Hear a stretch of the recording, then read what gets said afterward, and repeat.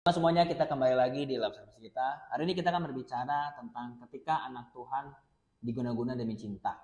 Ya, kenapa saya membahas ini? Karena tidak sedikit dari kita tahu bahwa pasti ada orang-orang tertentu yang ingin mendapatkan pasangan hidup. Itu pasti dengan salah satunya dengan cara dia memakai kuasa gelap, seperti diguna-guna, pelet dan lain sebagainya. Ya, tapi kita sebagai orang Kristen atau sebagai anak Tuhan, apakah kita bisa nggak diguna-guna oleh orang-orang ini? Ya, kita langsung buka dulu ya di Markus 16 ayat yang ke-17 sampai yang ke-18. Tanda-tanda ini akan menyertai orang-orang yang percaya. Mereka akan mengusir setan-setan demi namaku. Mereka akan berbicara dalam bahasa-bahasa yang baru bagi mereka. Mereka akan memegang ular, dan sekalipun mereka minum racun maut, mereka tidak akan mendapat celaka. Mereka akan meletakkan tangannya atas orang sakit, dan orang itu akan sembuh. Dari sini aja kita harus memahami, memang konteksnya adalah di mana pada saat itu yaitu rasul-rasul, murid-murid Tuhan Yesus ingin memberitakan Injil. Tapi tahukah teman-teman semua bahwa Tuhan itu tetap yang namanya penyertaan itu sampai sekarang.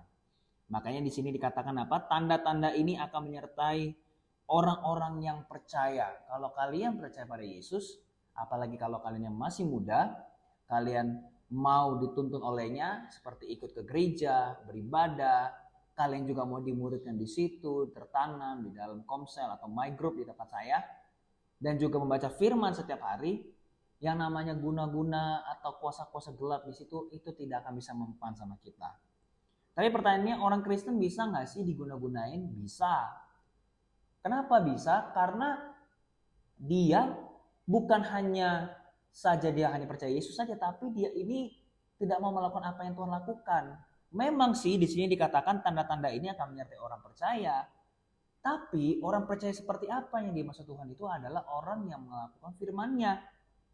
Makanya sekalipun kita orang yang sudah menjadi Kristen, tapi kalau kita nggak sungguh-sungguh, ya kita bisa aja kena, gitu loh. Lalu pertanyaannya, bagaimana kita bisa merasa nih bahwa kita ini bisa diguna-guna? Ya, kita mungkin bisa merasa, mungkin orang-orangnya atau korbannya itu nggak merasa. Tapi kalau kita sebagai orang percaya atau sebagai orang-orang yang sungguh-sungguh dalam Tuhan, pasti kita merasakan teman kita yang dia itu terkena guna-guna. Misalnya kita bisa merasakan nih, kalau kita sungguh-sungguh dalam Tuhan, kita bisa merasakan kayaknya teman gue ada yang aneh deh dari dia. Kok dia bisa mau sama itu ya? Padahal orangnya mungkin saja dia kurang cakep. Padahal teman kita lebih suka yang cakep, ganteng dan lain sebagainya, cantik lah. Tapi kok bisa mau ya? Dan ada hal-hal tertentu yang sangat-sangat tidak masuk akal ketika kalian melihat teman kalian ini. Nah, sulit sekali untuk dijelaskan ya bagaimana caranya kita melihat orang itu kena diguna-guna atau enggak. Yang jelas ketika kalian bertemu dengan orang yang memang sedang diguna-guna, pasti kelihatan. Pasti kelihatan. Nanti Roh Kudus yang akan memberitahu bagaimana cara taunya. Yang jelas kalau orang yang dekat dengan Roh Kudus, kamu bisa merasakan ada orang-orang tertentu yang memang orang ini perlu diubahkan. Bukan kita kerasa-kerasaan, bukan kita seperti orang yang selalu apa-apa setan, apa-apa kalau kita kemana, ada roh jahat di sana, ada roh jahat di sini. Bukan seperti itu maksudnya. Tapi kita bisa benar-benar sungguh-sungguh orang ini sedang membutuhkan bantuan kita supaya dia bisa lepas. Makanya kita perlu sekali berdoa dengan Tuhan Yesus. Supaya apa? Teman-teman kita ini terlepas. Tapi kalau bagi kamu nih yang mungkin merasa kayaknya ada sesuatu hal yang aneh dari diri saya, kayaknya saya memang gak cinta sama dia, tapi kok selalu saya mengikuti apa kata-kata dia, mungkin bisa cek saja. Pertama, cara mengeceknya adalah kamu masuk hadirat Tuhan. Masuk saja hadirat Tuhan, kamu berdoa. Rasa-rasanya kalau nanti kok kayaknya di hadirat Tuhan ini kayaknya saya masih biasa aja ya. Kayaknya kalau pada saat gue masuk kok kayak dalam hati ini seperti ada yang memberitahu ada seseorang yang ingin menjatuhkan kamu. Itu nanti Roh Kudus bisa akan kasih tahu dalam hadiratnya. Tapi kalau misalnya kita yang memang belum peka, atau mungkin sebenarnya bukan tidak peka, Tapi Roh Kudus bisa memberitahu lewat dari teman-teman kita. Kedua, kamu bisa ngecek dengan teman-teman kamu. Makanya sangatlah dianjurkan ketika kalian punya pertemanan, itu adalah orang-orang yang baik. Bukan berarti sempurna, tapi setidak-tidaknya kamu tahu teman-temanmu ini mau support kamu. Kamu bisa bertanya kepada mereka, ada yang salah nggak dengan gue? Kayaknya gue merasa gue sedang diguna-gunain, gue kayaknya lagi diincar sama itu cowok atau cewek itu, tapi dengan cara yang seperti ini gitu loh. Gue merasa seperti itu. Nah, kamu bisa ngecek seperti itu. Dan kalau misalnya memang seandainya terjadi, yang ketiga adalah kamu tengking dalam nama Yesus. Udah simpel aja, kita orang Kristen gak usah pakai kita misalnya setannya itu kita kasih ayat. Enggak loh ya, setan itu tidak takut dengan ayat Alkitab. Buktinya apa? Buktinya ketika dia bertemu dengan Yesus, bertemu dengan Tuhan Yesus pada saat Tuhan Yesus dicobai, dia akan pakai Alkitab. Sebab ada tertulis, ya kan?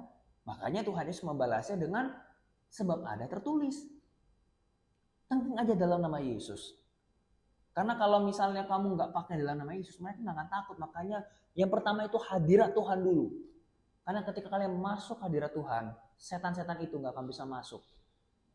Karena satu-satunya tempat yang setan tidak akan pernah masuk ke dalam dimensi itu adalah dimensi hadirat Tuhan. Dia nggak akan bisa. Karena kalau dia masuk, dia pasti kepanasan, dia pasti mati di dalamnya. Makanya saya berdoa dalam nama Yesus, supaya kamu semua, bagi kamu yang mungkin sebagai korban misalnya, percayalah masih ada jalan keluar dan jangan merasa kamu, aduh udah gak ada jalan keluar, gak ada teman yang bantu gua, gimana. Mungkin kamu kalau misalnya tidak ada teman atau apa, kamu nanti bisa telepon saja, yang sudah nanti setelah video ini kamu bisa chat saya di nomor yang sudah ada nanti ya. Mari semua kita berdoa. Tuhan Yesus, kamu berdoa bagi mereka yang mungkin merasa dia ini sedang diguna-gunain Tuhan Yesus, atau mungkin hanya perasaan-perasaan dia saja, tapi kayaknya ada sesuatu hal yang memang ngejanggal. Tuhan, hamba berdoa, tolong mereka, apalagi mungkin mereka masih orang yang awam, yang tidak mengerti tentang hal-hal yang seperti ini. Tuhan, tolong dalam nama Yesus, kirimkanlah orang-orang yang ada di sekitar mereka, agar mereka bisa berfokus atas apa yang mau Tuhan lakukan. Misalnya salah satunya adalah mereka terlepas dari gangguan-gangguan seperti ini Tuhan Yesus. Hamba berdoa ya Bapak, kalau bagi mereka menonton video ini, bagi mereka yang memang sedang dibelenggu setan, hamba berdoa sekalipun ini memang tidak live, tapi Tuhan bisa bekerja dari mana saja, dari segala dimensi, dalam nama Yesus Kristus. Lingkupi mereka, darah Yesus langsung dicurahkan sekarang juga dalam nama Yesus, agar mereka bisa bersama-sama dengan Engkau dan maju bersama-sama demi kemuliaan nama-Mu ya Bapak. Tidak ada lagi namanya pelet, tidak lagi ada yang namanya guna-guna, dalam nama Yesus. Terima kasih Bapak, kami sudah berdoa dan mengucap syukur. Haleluya. Amin. Thank you semuanya, and God bless you.